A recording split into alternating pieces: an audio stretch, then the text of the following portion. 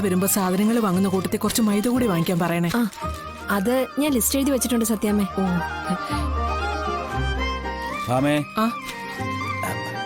ഞാൻ എന്തെങ്കിലും ചെയ്തു തരേണ്ടതായിട്ടുണ്ടോ? ചുമ്മാ ഇരുന്നിട്ടേ വല്ലാത്തൊരു ബോറടി.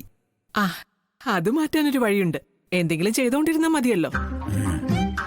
പൊന്നി, കുറച്ച് ചിപ്സ് എടുത്ത് പാത്രത്തിലിട്ട് രാഘവേട്ടന് കൊടുക്ക്. അത് കഴിച്ചുകൊണ്ടിരിക്കട്ടെ. വേണ്ട, പിന്നെ ചെറിയ കുട്ടിയല്ലേ കുറച്ചുകൊണ്ടിരിക്കാൻ. എന്നാ ഞങ്ങൾ ഇറങ്ങട്ടെ സത്യാമ്മേ. അവിടെ നിന്ന് ഇത് കഴിഞ്ഞ ആഴ്ചത്തെ പൈസ കൂടി ഉണ്ടേ.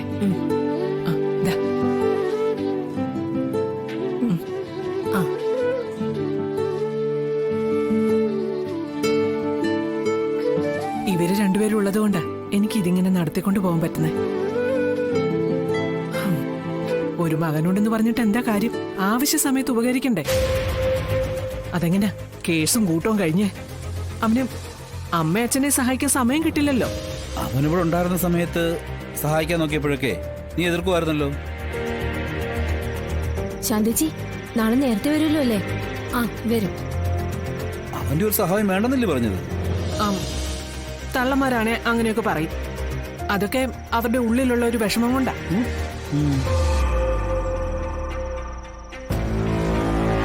രാഘവ സാറേ, രാഘവ സാറേ. സുബേറിന് ശബ്ദമല്ലേ അത്? രാഘവ സാറേ.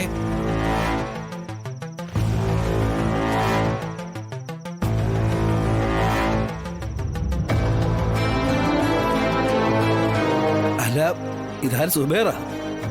കുറച്ച് ദിവസമായാലോ ഇങ്ങോട്ടൊക്കെ കണ്ടിട്ട്. ഓരോരോ തിരക്കുകളായിരുന്നു.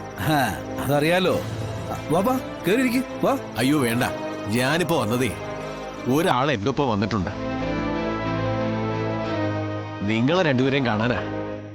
ഞാൻ വിളിക്കാം.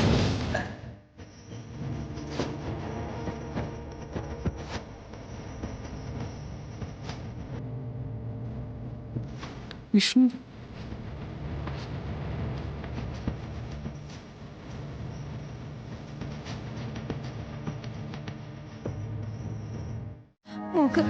മോക്കിപ്പോ നല്ല പനിയാ.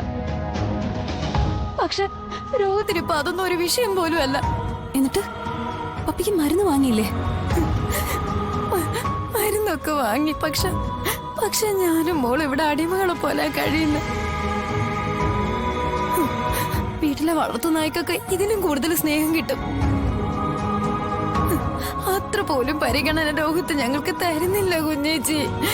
പിന്നെ എന്തിനാ കുഞ്ഞേച്ചി ഞാനിവിടെ നിൽക്കുന്നത്? മോളെ ശ്യാമേ, അവന്റെ മനസ്സിൽ കയറി കൂടിയ കറ കഴുകി കളയാതെ അവൻ നിന്നെയും പപ്പിയും മനസ്സറിഞ്ഞ് സ്നേഹിച്ചു തുടങ്ങില്ല. കാരണം അത്രത്തോളം മുറിവ് അവന്റെ മനസ്സിലുണ്ടായിട്ടുണ്ട്. അത് ജീവിതം മുന്നോട്ട് പോകുമ്പോ അല്പം അല്പമായിട്ട് മാത്രമേ കുറച്ചു കൊണ്ടുവരാൻ കഴിയൂ. അതും നിനക്ക് മാത്രമേ കഴിയൂ. കുഞ്ഞേച്ചി, ഞാൻ അവന്റെ ദേഷ്യം നിന്നോടുള്ള സ്നേഹമാക്കി മാറ്റണം. അതിന് നീ ചിലപ്പോ ഒരുപാട് സഹിക്കേണ്ടതായിട്ട് വരും. നിന്റെ ജീവിതമാണല്ലോ എന്ന് കരുതി അത് തിരിച്ചു പിടിക്കാനാണെന്ന് നീ നിന്നെ തന്നെ സ്വയം ബോധ്യപ്പെടുത്തിക്കൊണ്ട് മുന്നോട്ട് പോണം. എന്നാലേ നീ ആഗ്രഹിക്കുന്ന പോലൊരു ജീവിതം നിനക്ക് നേടിയെടുക്കാനാവൂ. കുഞ്ഞേച്ചി, എല്ലാം സഹിക്കാനും പൊറുക്കാനും മനസ്സിനെ പാകപ്പെടുത്തിക്കൊണ്ട് തന്നെയാ കുഞ്ഞേച്ചി ഞാനിപ്പോ ഇവിടെ വന്ന് നിൽക്കുന്നത്. പക്ഷെ രോഹിത്തിന് ഞാനോട്ടുണ്ടാക്കിയ മുറിവിന്റെ ആഴം എനിക്ക് നന്നായിട്ട് അറിയാം. പക്ഷെ ഞാനൊന്ന് ചോദിച്ചോട്ടെ, ഒരാൾക്ക് എത്രത്തോളം താഴാൻ സാധിക്കും? ഭൂമിയോളം. പക്ഷെ കുഞ്ഞേച്ചിയുടെ ശ്യാമയുടെ ഇപ്പോഴത്തെ അവസ്ഥയുണ്ടല്ലോ, അത് അനുഭവിച്ചതിന്റെ അറിയണം. ശാന്തിച്ച് വന്നതിന് ശേഷമാണ് ഇങ്ങനെയുള്ള ചെറുകടികളുടെയും അച്ചാറിന്റെയും ഒക്കെ ഓർഡർ എടുത്തു തുടങ്ങിയത്. എന്തായാലും നല്ല രീതിയിൽ ചെയ്തു കൊടുത്താ ഇപ്പം നമ്മൾ കൊടുക്കുന്ന ഓഫീസുകളിൽ നിന്നൊക്കെ ഇനിയും ഓർഡർ കിട്ടും. മാസത്തില് 1-2 പരിപാടികൾ ഇതുപോലെ കിട്ടിയ കാര്യങ്ങൾ നടന്നു പോകും. ഈ ഓർഡറൊക്കെ നൂർജഹാന്റെ.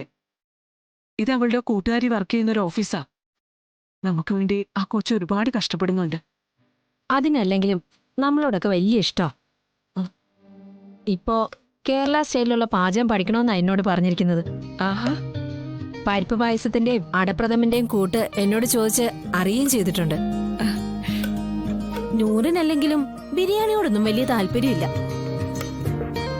പപ്പടവും പഴവും പായസമാണെന്ന് പറഞ്ഞ ഏത് സദ്യക്കാണെങ്കിലും വരാനും തയ്യാറാ. അതിനിപ്പോ പ്രത്യേകിച്ച് ക്ഷണിക്കണമെന്നൊന്നുമില്ല.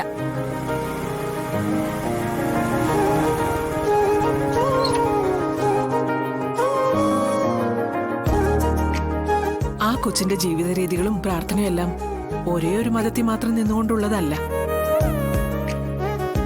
എല്ലാ മതങ്ങളെക്കുറിച്ചും നല്ല അറിവുമുണ്ട്. സത്യാമ്മേ, ഇതാരുടെ കുറ്റമായി പറഞ്ഞോണ്ടിരിക്കുന്നേ? കണ്ടിന്യൂ ഞാനും കൂടെ കേൾക്കട്ടെ. ഞങ്ങൾക്കറിയാവുന്നൊരു പെങ്കൊച്ചിന്റെ കാര്യ. ആള് വലിയ സഹായിയാന്ന് പറയായിരുന്നു. അപ്പോഴാ ശാന്തേച്ചി പറയുന്നേ പരിപ്പ് പായസത്തിന്റെയും അടപ്രഥമന്റെയും ഒക്കെ കൂട്ട് ചോദിച്ചറിഞ്ഞു.